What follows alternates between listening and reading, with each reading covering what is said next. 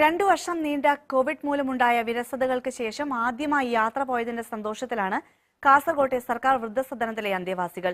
Tourism ദിനത്തിൽ better life ഫൗണ്ടേഷന്റെ happiness പ്രോഗ്രാമിന്റെ ഭാഗമായാണ് വൃദ്ധസദനത്തിലെ 20 അന്തേവാസികളെയും പള്ളിക്കര റെഡ് മൂൺ കടൽ തീരത്തെത്തിച്ചത്.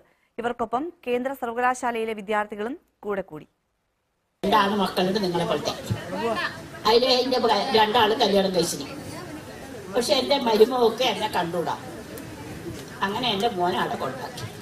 ഇനി ജീവിതകാലം വരെ ഇവിടുന്ന് തന്നെ മരിക്കും. ഇതുപോലെ പല കാരണങ്ങൾ കൊണ്ടും വീട്ടുകാരിൽ നിന്ന് ഉപേക്ഷിക്കപ്പെട്ട പരവനടുക്കത്തെ വൃദ്ധസദനത്തിലെത്തിയവരാണ് 20 പേരും. കോവിഡ് വരുത്തിയ നിയന്ത്രണങ്ങൾ അവരുടെ വല്ലപ്പോഴും ഉണ്ടായിരുന്ന വിനോദങ്ങൾക്ക് വിലങ്ങുതടിയായി. ഒരു യാത്ര പോകണമെന്ന ആവശ്യം അന്തേവാസികൾ അറിയിച്ചതോടെ പൂർണ്ണ പിന്തുണയുമായി സാമൂഹ്യ സുരക്ഷാ മിഷനും ബെറ്റർ ലൈഫ് ഫൗണ്ടേഷനും എത്തി. ടൂറിസം ദിനത്തിൽ പള്ളിക്കര റെഡ് മൂൺ ബീച്ചിലേക്ക് അവർ യാത്ര തിരിച്ചു.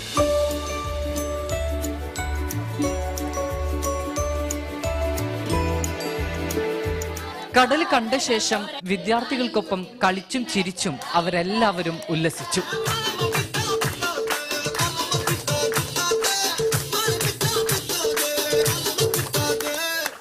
ഇപ്പോൾ എല്ലാവർക്കും ഒരു സന്തോഷമായില്ലേ, ഇങ്ങനെ വന്നിട്ട് ഈ കുട്ടികളോട് കളിക്കുമ്പോൾ തന്നെ ഞങ്ങൾക്കൊരു സന്തോഷമല്ലേ മോനെ.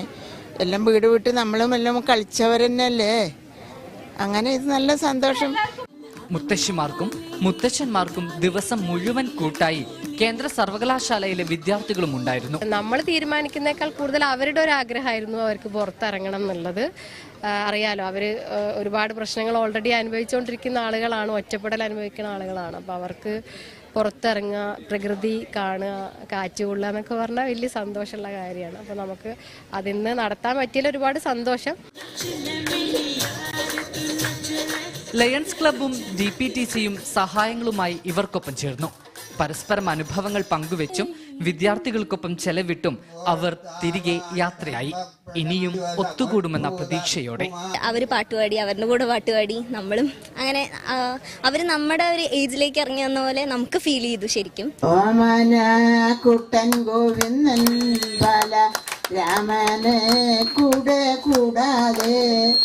മനോരമ ന്യൂസ്, കാസർഗോഡ്.